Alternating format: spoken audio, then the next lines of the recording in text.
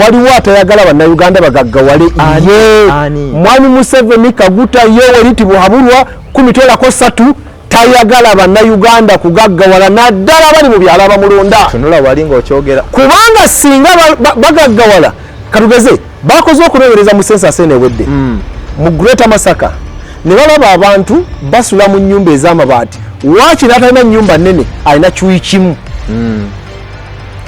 amabaati mapya ne bababuuza sente muzijja ntwatunze emmwanyi olowooze nti aboludde oluvuganya n'ababaka be twasindika mu palamenti ab'ebibiina ebirala oba ekibiina ekiri mu buyinza bakoze ekimala ku tteeka lino okulaba nga bataasa omulimi oli ndowooza kye bakoze kibabadde basobola okukola nze nga Matovu nali ssuubira bingi bisinga awo kubibadde basobola okukola newankubadde waliwo bingi bibadde bisobola okukolemwa naye bo nga palamenti bwenjiraba wembadde njetegereza nabadde ssuubiro kyanjawulo bwakugamba nti okurationalizinga ekitongole nga UCDA agenderera kukatinga costs kubanga the executive director n'abala basasula sente nnyingi mutuufu nange muwagira sente z'omuwa omusozi n'okusaasaanyizibwa bwe zityo era bwe tuba tulina amakubo agasobola ziziyiza tukikoleko ekyo nkiwagira butereevu nkwaniriza the Capital Chat program oba show ey'enjawulo egenda maaso n'okuba nti ekutuusaako ebintu eby'enjawulo ebigenda maaso n'okuba nti bitambula mu ggwanga twogera ku byobufuzi ku Sheno twogera ku byenjigiriza twogera ku byobulamu twogera ku byemizannyo n'ensonga endala enkulu ezigenda maaso mu ggwanga olunaku olwaleero tulina omu ku bagenyi ab'enjawulo abagenda okuba nti batutemeratemera ensonga enkulu ezitambula mu ggwanga tukimanyi bulungi nti bwe tutuukidde olunaku olwaleero nga omukulembeze w'eggwanga Yoweri Kaguta Museveni Buhabulwa yalindiriddwa okuteeka omukono ku tteeka oba ku bbago ly'etteeka ery'emmwanyi ekitongole UCDA mwe kyagenze maaso n'okuba nti kiddizibwa mu ministry y'ebyobulimi. Palamenti erina ekifaananyi ekyawamu kyegenda okuba nti etuwa era abakugu bagenda kuba bakutemeratemera ensonga nga bwe zitambula ne okutwaliza awamu tukitwale nti embeera yabadde mu palamenti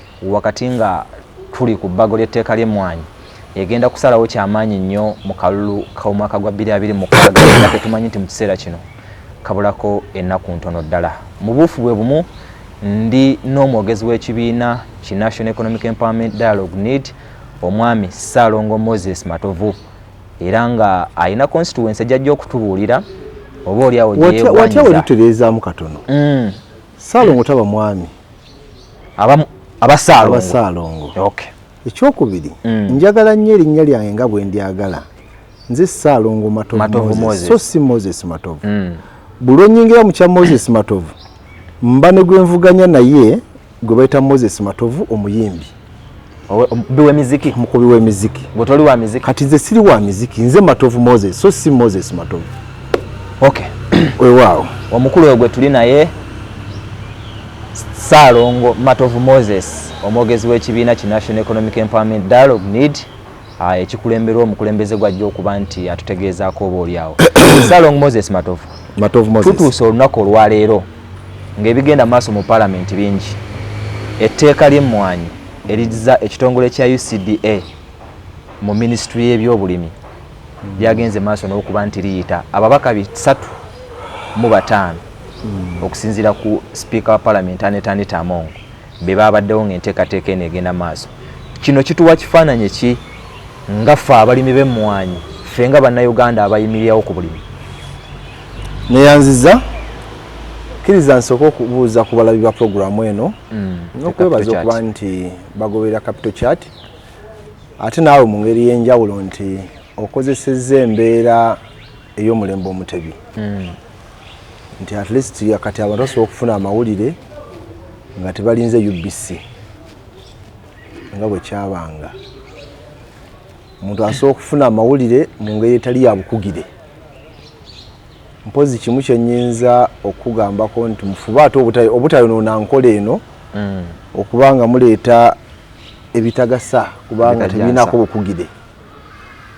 Bw'ogenda ku social media okolaba ebintu bingi nolaba nga imalamu amaanyi naye bwe kiba nga tugakozesa bulungi enkola nnungi era tugibebaza era mugikuume. Amannya Ssaalongo Matovu Moses, omwogezi wa National Economic Empowerment Dialogue NED, ekulemberwa President Joseph Kiza Kabuleta, ono nga ye mukulu yeesimbawo ku bwa President omulundi oguwedde, naye naawulira nga alina omumuli okugukuuma paka nga eggwanga linunuddwa, era nze mwogezi mu kkowe eryo nga tulwana okulaba nti eggwanga lino linunulwa.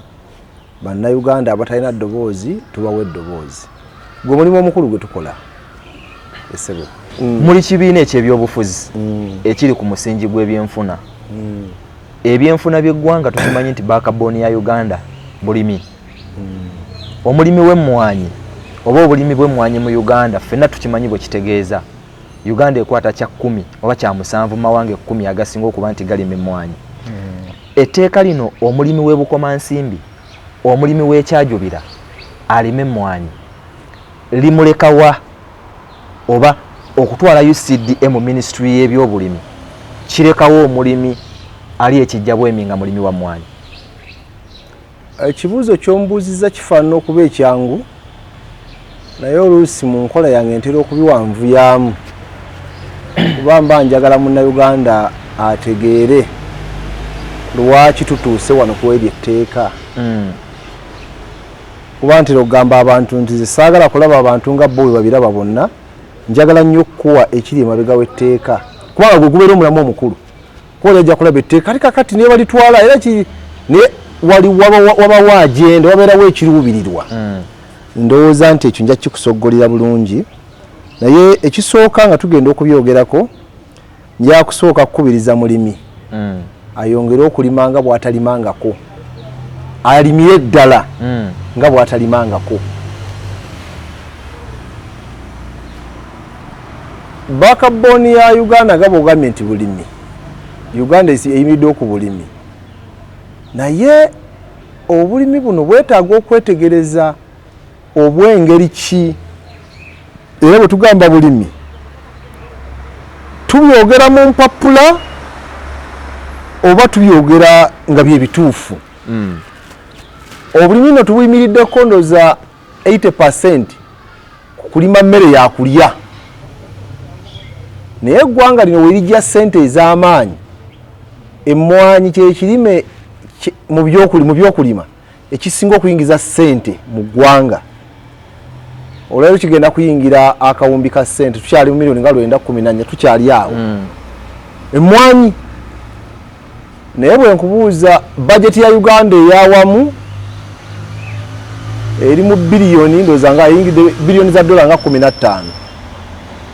Kati ebirime ebisigadde bw'obigatta awamu ssente ze biyingiza mu ggwanga ziri mu miliyoni nga 3.25. Kitegeeza bw'ogatta byonna obulimi ku bye tusobola okutwala ebweru tuli mu kawumbi kamu n'ekitundu ku biliyoni 15. Katongamba nti Uganda yeesigamye ku byabulimi okufuna ssente. Olwo kirowoozezaako ekyo oba tokirowoozangako? Mbadde nkirowooza naye ate ogenze n'okisima nenfuna ekifaananyi ekyawamu ku nsonga eyo. Omulimi oli ow'emmwanyi njagala tumugendeko butereevu. Yes. Afunamu tafunamu. Kati mu mmwanyi tulina abantu babiri abafuna mu kino ekintu abasatu. Omulimi, omusuubuzi w'emmwanyi ono n'eggwanga nga Uganda. Kati ate bwe nkugamba eggwanga Uganda nja kulitunga ku muntu omu 13 gwengero ditungako. Teba 7 eyo? 7. Gwengero ditungako yeggwanga kuba Museveni yeggwanga. Era bw'otulira ebikolwa bye ye yeggwanga litandikira ku ye ne likoma ku ye. Mbadde manyi n'eggwanga baliyita Uganda. Ani akulimba? Ebyo bijja kubaawo ng'avuddewo naye kati ye yeggwanga. Kati tuna ku kyemmwanyi kyabadde. Gova mu ggwanga ki? Bannayuganda baaganye etteeka ye n'akikolanga ye yeggwanga. Kati mwe temuliiwo, mwe muli bisiikirize. Oba otegeera? Nawo emmwanyi yo nga tugyogerako, omulimi afunako obuswazi mu lulimi lwa Kiyaye babuyita bugolo afunamu obugulu afunamu obucolocolo kati middleman ono omusuubuzi waaza asunsula n'okutwala n'afuna ssente nnyingi kati lyonga eggwanga lirifunamu kiri kyerikola ki kyerifunamu twafunye ssente bwezitiwa ebyo ng'eggwanga naye akatale k'ensi yonna kabeera ku kiro ng'eri ku mitwalo 15 naye ng'omulimi bamugula nusu kasanvu mu 2 buli kiro katale k'ensi yonna eri ku 15 yafuna kasanvu mu 2 era ebyagenze mu maaso wakintandise ngamba nti abalimi balime enembeera eriwo si ya lubeerera ndowooza mu 63 obote yabikolako nebaleeta ebiteekateeka awo bo abalimi bamwanyi nange yamala n'agenda n'okufa yafa eggwanga ndiriddawo kati bano okwagala okuddamu okunyunyuta okwenywereza mu buyinza abantu bano babeere nga tebalina ssente bazzemu okweta ebiteeka era ebinafuya abaki abalimi emmwanyi eyo gy'olaba ng'ogiterese bulungi tevunda eba ekaze bulungi n'ogitereka tebakulima nti evunda omuti gw'emmwanyi ogwo ng'ogulabiridde bulungi guwangala emyaka egisukka 10 kakati abalimi mulime enembeera yakaseera kati bwewamala okufootola omulimi ono ye n'alowooza nti alina kyafunyeemu middleman ssente yazitwala kubanga gyatwala eri ssente nnyingi zaafuna n'eggwanga lijja liyingiza kisuse foreign earnings ezo nti 2 biliyoni emu kitundu miliyoni 9 twagire emmwanyi obusawo bwe buti biliyoni 9 ye eggwanga lirikola ki ndifuna naye oli afunyemu bucolocolo afunyemu obugolo tutegeragana kati era bwadde muwulira mwami Museveni aga nti tewali emmwanyi tebagitutte naye ekiri mu kino eggwanga terigenda kulekera okufuna ssente zeribadde lifuna naye gwe omulimi w'emmwanyi ogenda kufuna katono lwaki mu tteeka lino mulimu okwokushoninga mulimu okuba nti balina kampani zebagenda okuwa nga zezisuubula emmwanyi nga baali balese peneti tolowooza nti ekya peneti kyaggwa ekya peneti tekiggwanga kati lwokuba tekyaggwa tulina okufuna etteeka erigenda okuba nga lituwa mu framework obutereevu okufuna abantu nga bapeneti 3 oba 4 kati kitegeeze nti gwe omulimi w'emmwanyi mwabo mwolina okutunda kubanga be bakkiriziddwa be balina olukusa kino kangendeko wane waffe ku muliraano ebusoga ebusoga omulimi w'ebikajjo aba n'omusiri gw'eyiika 20 naye tokkirizibwa kukwata jjambiya n'otema ebikajjo ebyo n'obiteeka ku mmotoka n'obitwala n'obitunda ku factory singa bakukwata nga tolina kye bayita pamiti osibira muki mu kkomera naye ebikajjo bibyo tobibbye wabirima ku ttaka lyo era tebiriko gamba nti kino sayizi bweti kyabadde kitono kino kiwanvu kino wakitemye no ansa eri nti tolina pamiti kati emmwanyi abalina pamiti be bagenda ogisuubula okusanga ng'otwala emmwanyi egiguze kati Dennis Ntege yalina pamiti kila agigula nusu kasanvu mu 2 Matovu atalina pamiti naye ng'alina obusobozi obutwala emmwanyi y'obutereevu e Bulaaya ye agigula gumu 2 kati Matovu ono takkirizibwa kugula mmwanyi zino ku basuubuzi naawe omusuubuzi okkirizibwa kutunda eri Matovu kubanga talina pamiti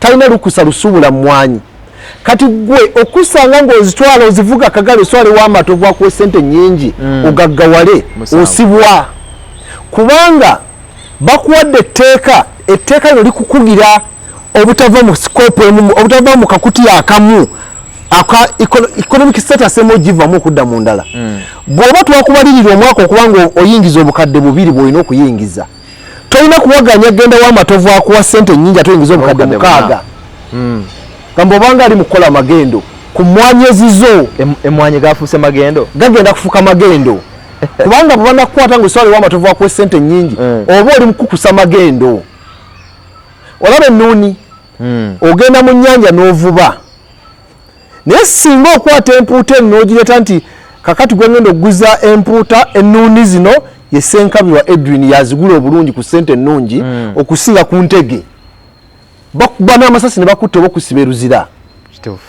ennuuni z'abakyali na balina zigula kati tegeeza nti otandise okukukusa ennuuni ozitula katala akamanyi nawone bwekigenda okuba nti okukuse emmwanyi eno ogitwale w'amatovu agaba ssente nnyingi.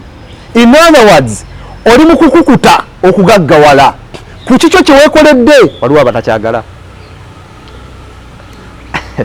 Obuuza ekibuuzo nti waliwo abatakyagala okubeera era nekugamba nti bakoledde amateeka agakukuumira mu byenfuna nga byebimu nga tova mu liigi eyo. Batuleetedde emyoga parish development model. Nkwegalidde ekibuuzo ekyo kitereke ngenda kiddamu kyennyini eky'emyoga ne PDM kinzijukize nga mmaliririzaawo wano kinzijukize. Amateeka gano mu nkola y'ekikabbulu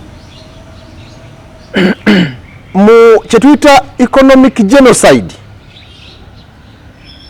Genocide kitegeeza ekitta abantu ng'abantu beetema ebijambiya betta bekola ki ng'ekyali e Rwanda. Kino kitta abantu. Kati kirali mu kututegekera bagita economic genocide. Batta buli mukutu gwonna ogw'ebyenfuna. Bakutandikira mu ttaka batta kye bayita factors of production. Omuli ettaka, omuli labor, omuli capital as in cash. Alright?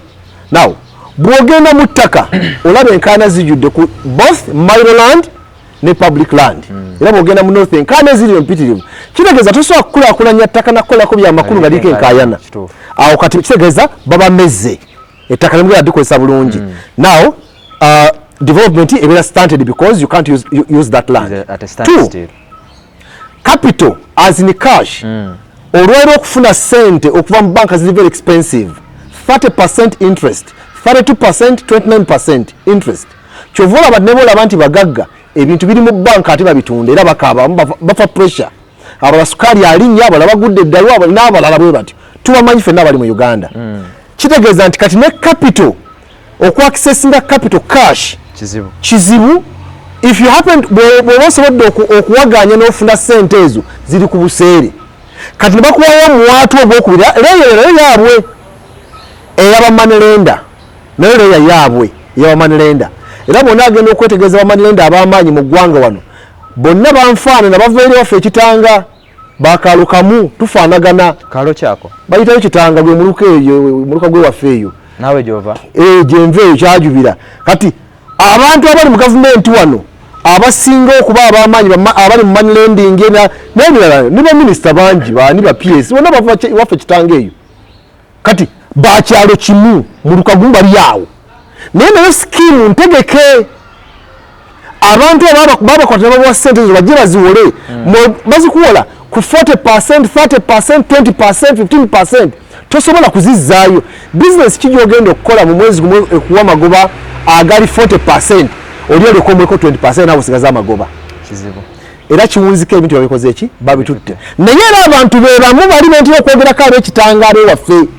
Be bali mu skimu eyo, be bali mu buyinza mu gavumenti eno. Now, wamuzze ekibuuzo nti waliwo atayagala bannayuganda bagaggawale. Kikulu nnyo kubanga tulaba enteekateeka nnyingi zireeteddwa gavumenti eri mu buyinza emyoga bonna bagaggawale PDM sente livelihood nusafu 1 nusafu 2 byonna bibaddewo byonna bireeteddwa. Badde manyi nti gavumenti yagala abantu abalinamu kasente abasobola okweyimirizaawo. Ebbanga ddene Mwai Museveni azza kugamba nti nze abalonzi bange bali mu byalo. Simanyi oba bannayuganda mwali mufudde nnyo okulowooza lwaki agamba nti bali mu byalo ate nga kituufu gye bali. Mu kyalo wabadde abantu abaavu ennyo be tuyita emponga byoya. Vaako wano mu Buganda ogendeko mu Eastern Uganda. Eyo banita gye bava etteeso n'ewalala. Bantu beekuyengera mu bwavu kamala. Abantu ojula obutamuli baana ng'awunya obwavu buwunya. Omuntu awunya obutunkutunku ng'omulaba avaako n'olukutakuta mwandu muzibu. Kakati oyo bw'ojja n'ekitole kya sabbuuni aba alabye ku ndaba kuki. Njagala n'okugamba etugenze wala. Twakolako bulungi bwansi mu bitundu bya Kikubamutwe, mu Nakawa Nakawomwo, mu Kibuli waliwo ebifofofo omwo. Eby'omugotteko. Twakola interview ku bakyala ng'okunaaba kye tuyita omubiri yennaanaabe mu wiiki anaabamu omulundi gumu obemeka. Lwaki? Sabbuuni tabaawo, amazzi aga tapu tebagayina balembeka ag'enkuba. byenjogera tebiri wala. Then soli munnamawulire onoonyereza njagala otwala obuvunaanyizibwa ogenda okola interview mu bantu abawangalya mu bitundu ebyomugotteko ebyo. Abantu 100 beeyambisa toilet emu. Bwe baba banaaba mu mpalo bana bagenda ne babalinda banava banaanaaba ababudde mukwata ekyo nakireka anaanaaba enkya. Tutuuse tya wano gavumenti eriko efugidde emyaka 38 naye bakyakugamba nti Amini yakola bubi. Simanyi newano mu kibuga oba Amini twali tukyamwogera nako ku bantu nga bakyeri enkuta. Okunoonyereza okuyisa mulegano ndoza sigalina wano gaali ga Friday lwakuna lwa wiiki eri gaali ga Daily Monitor. Yawandiika ng'ekulaga nti abantu mu Kampala ebitundu 410 bali ekibu kimu. Ate ekibu ekimu kye balya tebakkuta. 410 bali ekibu kimu. Ate ekibu ekimu tebakola ki? Tebakkuta. Wabula gavumenti ene kugamba nti abantu baffe bagaggawadde. Ne bakubalira emyoga gye baddogerako bakola PDM. Actually nze mu lulimi olutuufu PDM myoga youth livelihood n'ebirala. Amanyi enjogera ennaku z'abantu tebalina enjogera yaga nti oyo Matovu yalya oyo Deno yalya oyo gundi yalwogera ku bannabyabufuzi aba waggulu naye n'abantu ba bulijjo baalya era babawa emyoga PDM NUSAF 1 NUSAF 2 youth livelihood women empowerment n'ebirala nabo babaliisa era batuuka mu kulooga kale tuzibasonyiye nga bakuba enduulu nga basula akalulu. Mwami Matovu lindako tulina enjogera yaffe ey'ekivubuka Musa bamwokya actually ekola entuufu abavubuka mu youth livelihood Museveni yabookyayo bano abantu parish model aba abookye buli muluka yabookyayo kikumi bagira babeera kaawo yabookyayo sente zino batutegeeza nti zakuddayo ziyamba abantu. Kati kyenjagala ekirungi oli I understand oli investigative journalist still njagala ogenda onkolere okunoonyereza okusaamusaamu bameka abazifunye bameka abazikomezzaawo abatazikomezzaawo bameka bebasibye ojja kuba mpangudde bameka abazifunye bazikozesezza batya bezirina okukozesa obulungi bameka bebasibye kubanga bwogenda mu banka newewona sente bazikozesa ayina okuyingiza mabuusu oba sente zaabwe batunda ebintu byo yenkola etuku sente enewole nga bamanerenda babeera kubanga mu kino gavumenti ebekoze nga manerenda ewoza abantu baayo ku magoba amasaamusaamu bw'olemerwa terms and conditions za applyinga bakutwalako either eriyo oba bakusiba oba bakukozesa akasanvu oba okuteeka mu nnimiro za gavumenti okolesasula sente ziri. Njagala onoonyereze bameka be basibye oba bameka bewadde ebibonerezo kubanga zibalemye okuzza.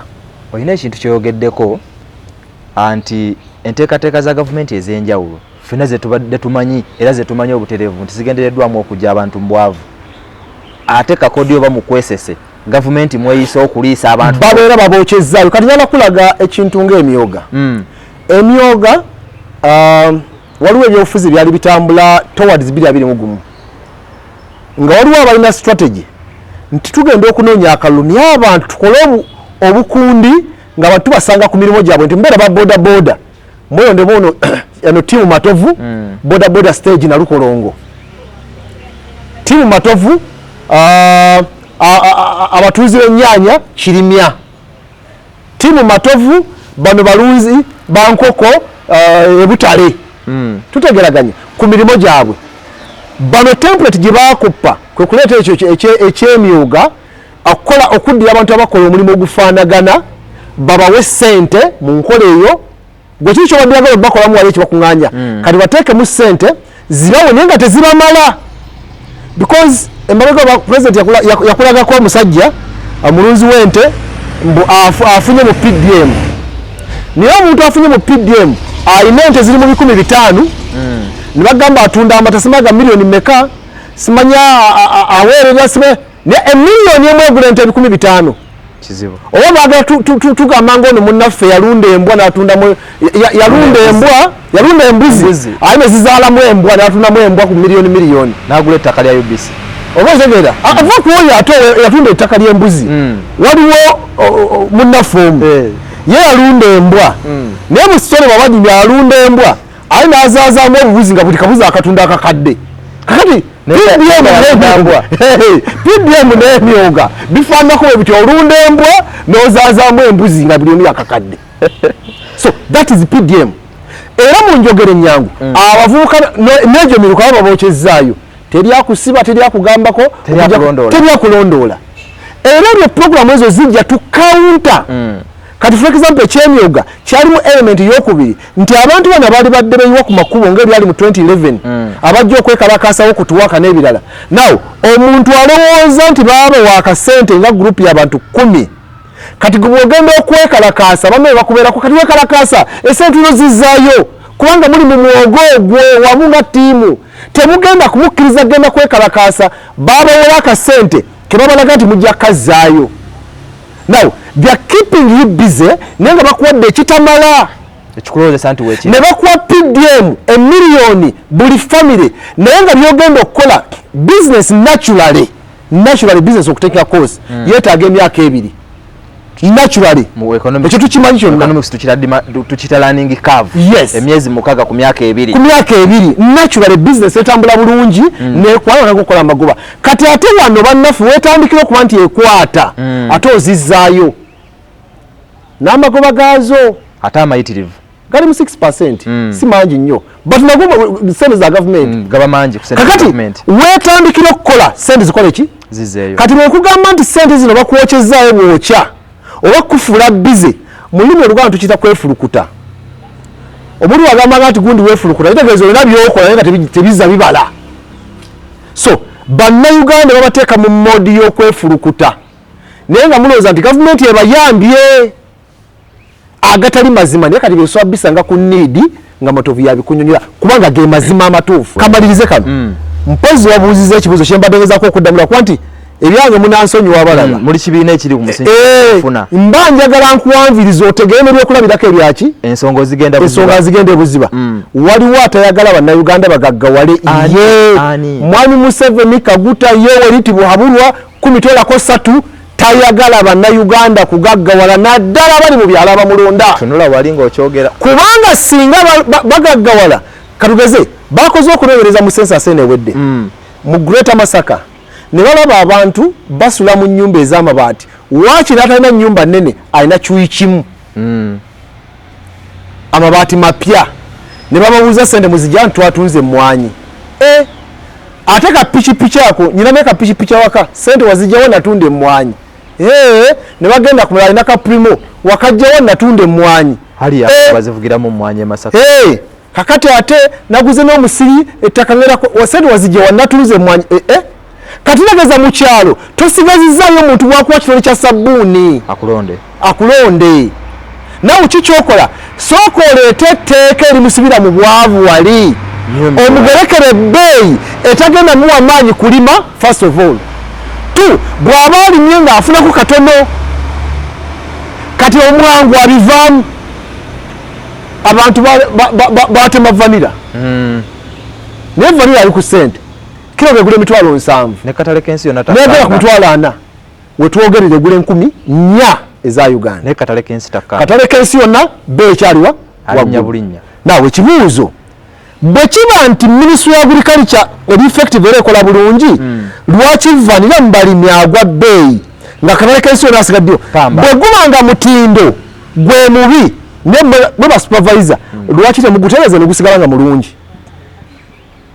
mu birime byonna bye tuyina ebivaamu ssente emmwanyi ekirime ekisinga okuvaamu ssente kubanga kiba ne department ey'enjawulo biri byonna ebitalina era bivaamu bugolo pamba yagwa ali mu West Nile mu North nene wansi mu Rwenzuru region area awo okay pamba tulina ginaries 39 wetwogerera 5 zokka zezikola zeziri active ginaries zetulina amasunsuliro ga pamba gategekebwa nga galina okukola metric tons 10 buli mwaka mu 2024 27 twali tusobola okufulumya metric ton 2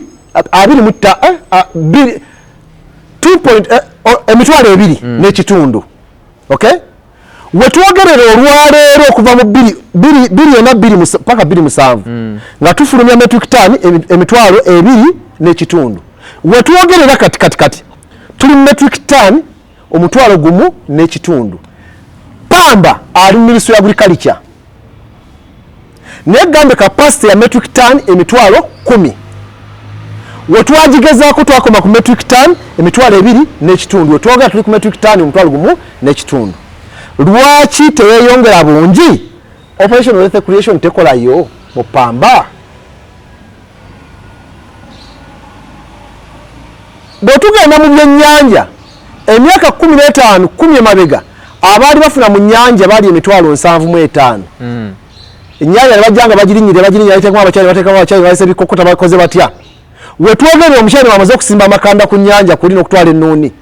Abafuna mu nnyanja obutereevu bali emitwalo 15. Ebintu bino byenjogerako abatulaba nsaba mweyigiriza okusoma ripooti za agriculture gyeziri n'ebyenfuna gyeziri bali emitwalo 15. Ababa bano emitwalo 6 bali ludda wani amanyi gye bali be bagenda mu bulimi gye babalusanze naye ne bateekerako etteeka ery'obwavu nti tolina gaggawala, tolina kukukuta okugaggawala kubanga oyagala otunde obakuwa ssente nnyingi. Ennuuni ne bayiteekako 10% tax ewa wakati w'emitwalo 8 n'emitwalo 10 kilo egula emitwalo 8 ku miliyoni emu ey'ennuuni n'ogisasula emitwalo wakati w'omunaana n'emmeka n'emitwalo 10. Kati begamba nti waliwo teyagala gaggawala kubanga abantu bali mu byalo bana gaggawala bagenda gula zi TV balaba amawulire balabe betwogere eno babuuke bawulize rediyo bagoberere ensonga enkulu. Kati olw'okuba nazo baali bazitemako nti bwona agenda ku BBS oyinza kusanga emmoroto tetuuka naye olw'okuba kati streaming live ow'emmoroto asobola gifuna ateewo ka data wali ne capital chart n'alaba byonna biri e Kampala ebidadde bitambula mu wiki namba capital chart nalimuwa kubanga ataddemu ka data. Kati omuntu ali mu kyalo atunda pamba afune ssente ajja gula essimu ya seereza ateekeko data alabe capital chart abuuke. Naawe musibe ng'akyali mu sikopu eri ey'obwavu ng'ali ekibu kimu ng'alwana kujjanjabwa bw'aba asobodde okufunayo ku Panado oba ng'alina kubeerawo bubeezi. Kati kitegeeza nti gwe ng'omukulembeze Museveni ogenda kujja nga gwe omununuzi era bakulabemu ensa akujjukiza ebyafaayo naawe ogenda ebijjukira nga miniti yajja kuba omubagabira ssente onazire ssente n'akwokyayo miliyoni 10 ng'ekyalo n'abookyayo 10 ng'omuluko gwine abantu emitwalo 4 n'abookyayo miliyoni 10 nkola yakwokyayo. Mr. Matov, omukulembeze w'eggwanga katono nnyo njagala ensonga eno tugiveeko tuyingire butereevu mu Parliament olwakadde kendaba nti katuliridde empinga. Omukulembeze w'eggwanga yavuddeyo n'ategeeza nti byonna bye mulimu UCDA tegibwawo ministry ebyo tetegatibwa ku ministry ya agriculture n'ebirala agendereddemu kusaasa kukendeeza ku nsaasanya ya nsimbi wa musolo. Era yavuddeyo n'ategeeza nti kya buswavu abantu nga mmwe abalina ensa mu ggwanga abakulembeze ab'omuzinzi betusuubiramu ebintu eby'amakulu ate okudda ku TV maradio wane mutandika okuleekaana yakiise na kuleekaana nagamba era ye aswala nnyo Mukuruntege bw'abalabanga muli ku Mukuruntege kwogera ku nteekateeka eyo. Mwai Museveni nagambye ye yategeera ye eggwanga songa esaagitegedde tunula waliwo abantu ogibabe bulungi. Mwai Museveni kuliko Uganda. Mwai Museveni ly'eggwanga era litandikira ku ye ne likoma ku ye era ye yategeera ne balonda okumuwabula yabawabula. Kati ye kyabama ekisooka alina kyagezaako okukola Gambia afuwa okwavuwaza bannayuganda. Kati gwe bonamunyera bitwe miliyoni namba nga bigaggawaza mba muli ku parallel line ye ayagala bavuwaza gweyogera bagaggawaza nkulaze n'ekigendo lwaki bagaggawala tagenda ba controllinga tajja bajjako kalulu ng'abwadde ebitoli bya sabbuuni awondoza tuvuddewo naawe bw'akugamba nti okurationalizinga ekitongole nga UCDA agenderera kukatinga costs kubanga the executive director n'abala basasula ssente nnyingi mutuufu nange muwagira ssente z'omuwa omusozi zireme kusaasaanyizibwa bwe zityo era bwe tuba abatunda amakubo agasobola ziziyiza tukikoleko ekyo nkiwagira naye bino byebuuzo wammanga UCDA akasente kekunganya ku buli export sente zefuna tezijja mu consolidated fund, tezijja mu za government, yekunganyiza sente ezaayo buli bifuma ki eggwanga ya 2%. Era sente ezo nyingi nnyo ziri mu bumbi nga 86 bwefuna naye yezeekozesa ziri mwana mumeka kitegeeza ne balance asigalayo. Era sente ezo mu kusooka yazikunganyanga butereevu bwe bacentralizing ebyokunganya sente mu gavumenti ebyawamu neera nga sente zonna zigenda muki Ministry of Finance. Kati obuzibu bwe buliko kubanga mulina claim ya bumbi 85 balaba nyingi nnyo. Kati yalabanga ababeera bajje mu za gavumenti ziri zayogerako nejjukira UCDA kunganya zaayo mu bumpimpi obungi bw'emmwanyi kitongole ekyeyimirizaawo buli gyekoma okutunda emmwanyi ennyingi n'okunganya sente ne commission waayo ekyo kitongole ekyeyimirizaawo. Ekyaleeta rationalization kuba nti ebitongole nga UNRA bispendinga sente nyingi naye sijja kigenda muliterezo kulaga bwe kisaasaanya kino sente ezikibeezaawo bazeekunganyiza kyeyimirizaawo. Bwe tuba twagala kekkereza sente wa musolo eyonoonebwa ennyo yalowoozezza okutema ku classified budget gy'akozesa, yalowoozezza okukendeeza ku trillion ennamba obuwumbi 1,000 sente za donations,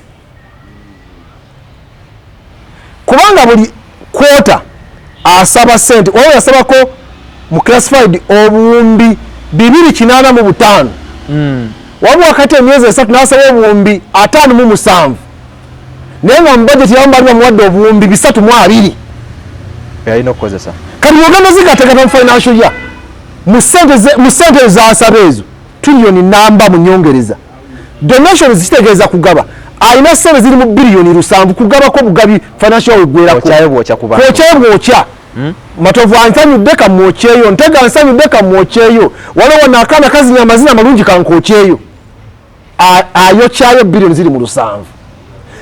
Kale suganye ng'omukulembeze gw'eggwanga alina okufuna ez'okwokyayo naye singa ziri mu billion 7 n'ayokyayo billion nga 10 tekikola makulu olowooza. Kati lwaki olwolaba n'abatwala billion 45 nga tebazeekolera nga gw'oyokyayo billion 8? Budget ya State House ina classified budget. Budget ya Office of the President ina classified. Budget ya Security ina classified. Budget ya Defense ina classified. Zonna as controlling. Chicha classifying.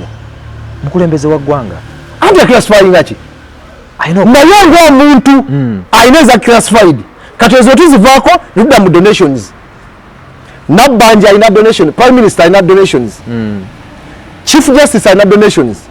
Speaker ayina donations. Deputy Speaker ayina donations. President ayina donations. Nomyuka ayina donations. Badonatinga ki? Bwe kiranga odonatinga abantu kubaweerera amasomero gaba amalungi odonatinga ki? Bw'obanga odonatinga omuntu omutwale bamujjanjabe amawale bwe gaba amalungi agawa nate odonatinga ki? Watagenyinza okudonatinga okugaba bwe babanga abantu bali bulungi omugende nti bali bulungi twawata PDM yoga bali bulungi ate omwokyayo lwaki? Alina obulungi omwokyayo ntege ng'omanyi ndi bulungi nezijja ewonjo kyayo tekikola onoonya atalina ate mugee bonna balina kati ate bwokyayaani akange kakirambegeraako. Olwaleero eggwanga Uganda balifudde eri abasabirizi ze sente ezo ez'okwokyayo eggwanga Uganda balifudde eri abasabirizi abantu abalindirira okufuna ebyobwereere mu kyo ne bafuuka bangalo bunani balinda emyoga era bulolaba ekibaddewo President tuyambe, Mama Nabbanja tuyambe, Mama Fina tuyambe lyabooki babookyayo. So people no longer working balinza abookyayo. Kati bwe tugenda mu campaign oliwo okutuuka otwokyayo ki? Soko tuyemu ka soda, soko tuyoyo kino, soko tugulire bino. Kubookyayo. Now you end up nga tolozina muntu mulungi kubanga takwokyezaayo. Alina obusobozi bw'okwokyayo bw'ogenda okulonda. Ate alina obusobozi bw'okwokya tosobola kuteesa mu parliament. Obunzika ng'ofunye ayokyayo naye nga bagenda kuteeseza. N'ofuna kimbuyege kubanga yasobola okukola ki? Ate nga n'oyo ayokyayo sente yakubye enkube ng'olulimi lw'abayole bwe lubeera yakubye enkube tiyezipakasizza akubye enkube. kati omuntu akumye n'omuntu apakasiza abantu babiri banjawulo ensaasanya eyawukana so eggwanga Uganda lina akatyabagamo eri abantu ffenna batufudde bakimbuyege tulinze bya bwerere oli atulinze ataddeko oli alina akamasuke ffe tugenda kulonda ebinyeebwa katukube njagala tugende butereevu Kasamba tukakabadde mu parliament oyogedde ku bakimbuyege nondeetera okulowooza okwogera ku nsonga ya parliament eyo twalabye nga wabaddeyo akasamba tuko k'amaanyi abaka ba parliament bagwinganye malaka engumi zavuze ezakaleekale bintu bingi yabaddeyo Mr. Matovu tulowooze nti aboludde oluvuganya n'ababaka be twasindika mu parliament ab'ebibiina ebirala oba ekibiina ekiri mu buyinza bakoze ekimala ku tteeka lino okulaba nga bataasa omulimi oli eyabasindika mu parliament njaga tutandikirawo nga tuwunzika kakati kantono tusune ku nsonga ezo kakati ndowooza kye baakoze kibabadde basobola okukola nze nga Matovu nali ssuubira bingi bisingaawo kubibadde basobola okukola newankubadde waliwo bingi bibadde bisobola okukolebwa naye bo nga parliament bwenjiraba wembadde njetegereza nabadde ssuubiro kyanjawulo njala kuwayo akantu katono nnyo mabega awo twalina gye bayita censure motion ndowooza ekyakuvumira ne mbatuna kati ya Sekikubo ogijjukira eyokunoonya emikono yaliko abantu nga 4 oba 5 baali bagivuga niyo okusinga kwaliko Sekikubo Opendi baali nga 5 Sewungu baali nga 5 ate abo tebaali nnyo active Sekikubo ali active n'abalanga 2 3 naye baavuga ensonga neetuuka okuba nga azifu ataasayininga eggulu ligenda mutomera ligwe era abo ne bateeka mu kutya okw'amaanyi nnyo era gye bawunzikanga bafunye ababaka bali mu 108 nga basayininze tutageraganya biki ennyo bye baakola baateekawo entiisa baali batono naye baateekawo entiisa momentum eyo nesitukaisina bulya nga tirinange eggulu ligwe abantu batasayinize bati bonna bapa baggwawo wakirabyeko ku mwanya kyovola banoonyeza mu abamu kubagoberera ensonga n'okuzeekennenya obulungi omulabi wa Capital Chat ategere bulungi aboludde oluvuganya n'ababaka abalala bakoze ekimala okutaasa omulimi w'ekyajubira kati nze ntandise nkugamba bye bakoze ku nze Matovu bye nabadde ndowooza wabaddewo ebisinga ku ebyo naye kubuuziza censure motion kyagijjukira bulungi gwababaka kuba munde kikonde ku censure motion tekyali ne momentum ogijjukira nti bateeka omukeeke ku ggwanga ebbugumu baku update buli naku 2 baku update kati abantu bina nga bali ku mukeeke baliza okulaba ani atasayinize batalagana eggwanga singa ku mmwanyi kye baakoze tufulumiza lisiti yabo bonna tugenze tubakolako interview abasindikamu mu bannamawulire mugenda nga mukola ku buli mubaka interview abo NRM kubanga batusuubira buli omu ono yagambe bw'ati nebamuteeka mu katundu nebamuteeka ono yagambe tali wagiro gamba ne bakuliyetinga embeera eyo ey'okulabisa ndowooza kankozesa olulimi olwo gwolowooza tewandibaddewo ekisingawo however ne bwe bandibikoze byonna lyabadde lirina okuyita naye twandibadde bamativu naye otunula engeri gye lyagenzeemu really nga tewalina nsiitaano we yabadde ate nga si we riri ebikonde byavuze ensiitaano we yabadde si we lyabadde twabadde tugenda ku kozi mugiyita mutya embaga bakolera embaga bayita batya ku nnyonjo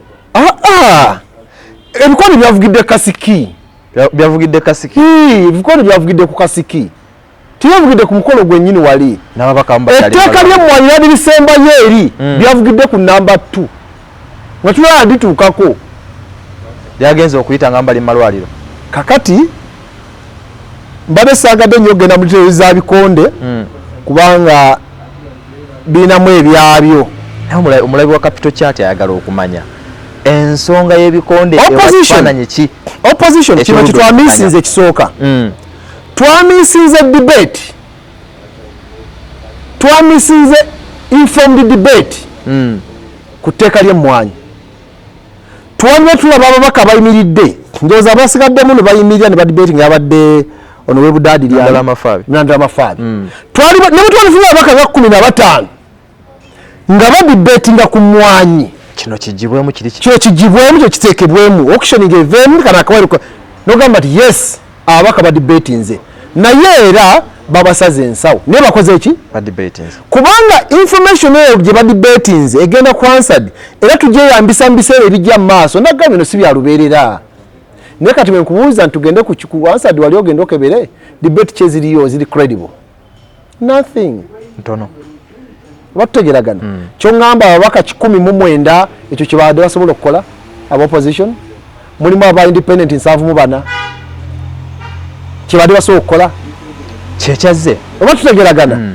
twamisize debate eya ennungi yandibadde mwakayivu omuntu emagenda okunonyereza ku ebyo ng'asobola nti kangene nfune ku ndaba abasajja bano bebateesa kati kyosobola okutuuka ekyama ng'ekitrending nti ebikonde byavuze naye tebyavugidde ku mwanyi byavugidde ku ki omuntu wekyajubira nga tumaliriza mu ddakiika emu yalowooza ekikonde zaako ekyamukubibwa Honorable Shamim Malende okubeera ku kitanda kyenjagala okusooka okuteekawo nvumirira okulwana okwabaddewo kwate kwetaagisa naye ate kyesandyagadira still kwe kuteeka olukongolo kuzaake ng'omuntu buli omu alina bwakola ebintu byate buli omu Katonda alina bweyamukola ki bwe yamutonda so ndowooza bwaba tulina kuyamba muyambe so si kubanga ababaka ab'opposition bali 19 mu parliament neera zaako jjamu identifying engomba ku opposition abalala bakola ki so kitegeeza nti ayinza okubamu ne weaknesses but abonamu ne byakola nga biyamba opposition so mukyo saagadde okugamba kukisusa nnyo yes yalwanyi ne tetukisusa nnyo tekyabadde kirungi but tebakipika nnyo kijja kwabika tebakipika nnyo kijja kwabika omanyi ne bwabanga azaake mubi naye yewaffe actually yalina kiyakozeeko makyase kyagenze ku mwanyi kubanga yatalwanirira mwanyi naye yabadde mu modi yakulwanirira mwanyi ekyaleese obuzibu yayabise ekirusa tunakituukako ate ndoza nabo bakitegedde they provoked him bamuprovokinze because maybe tali well grounded mu emotional intelligence nekibalukiraawo so ekyo ndooza tukivumirira naye nandyagadde kubasaba busabi nti nga opposition ekisobola tuwanguza kubaganya birowoozo kuba kati fe obuwanguzi bwaffe tubufuna mu public wali kufuna parliament tuli batono twekyo tusobola kujjawo naye at least twetaaga public erabe nti erabe ensonga lwaki tubagamba nti temulonda BNRM balabe nga bakitegeera nti bebalonda basoogera ne badebatinga babasinga lwa numbers katuddeyo nga tubagamba nti kati mutuwe numbers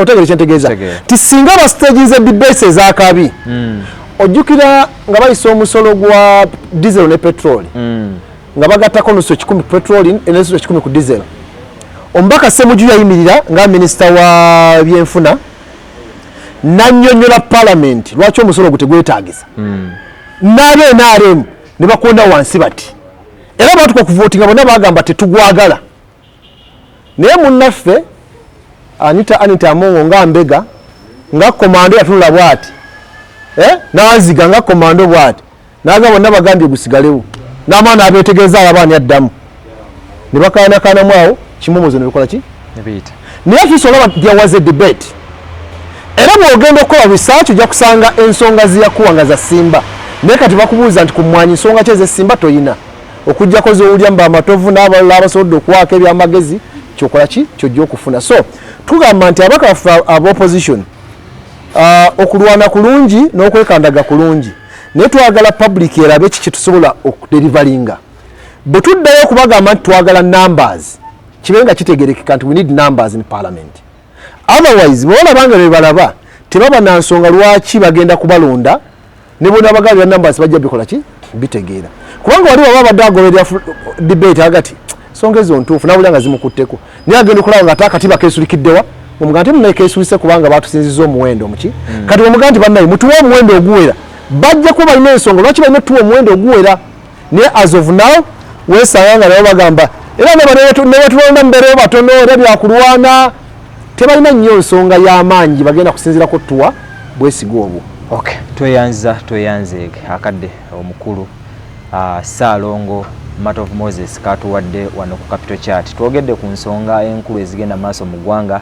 Akadde ko kandooza ke katutimaye naye ng'omukulu ono ensonga abeera nazo era tujja kuba tumweyongera mu programu zaffe ez'enjawulo okwongera okututemera ensonga n'okututegeeza ebigenda maaso mu ggwanga. Oba oliawo n'okututegeeza constituency ki gye yandiruubiridde. Oba oliawo akasooka tugamba nga tuwunzika ndowooza producer wanga ajja kafuna omukulu nalina wayagala ogenda oyagala kuzoganya ekituufu njagala genda kimanya kabonera si wali omubaka Bwanika nawulya bagamba nti waliwo neyamuyita emmandwa Bwanika omubaka Bwanika gyakiikirira olwaleero tetukiikiriddwa politically sekendi za 3 tetukiikiriddwa politically era abantu bawulira nga balina beetaaga omubaka agenda okujja nga ebirowoozo byayogera nga byabwe so si bibye nga byobadde oyogera wano nga bye mbadde njogera nti bwe nzija wano njogera nga byenjogera bya balonzi bange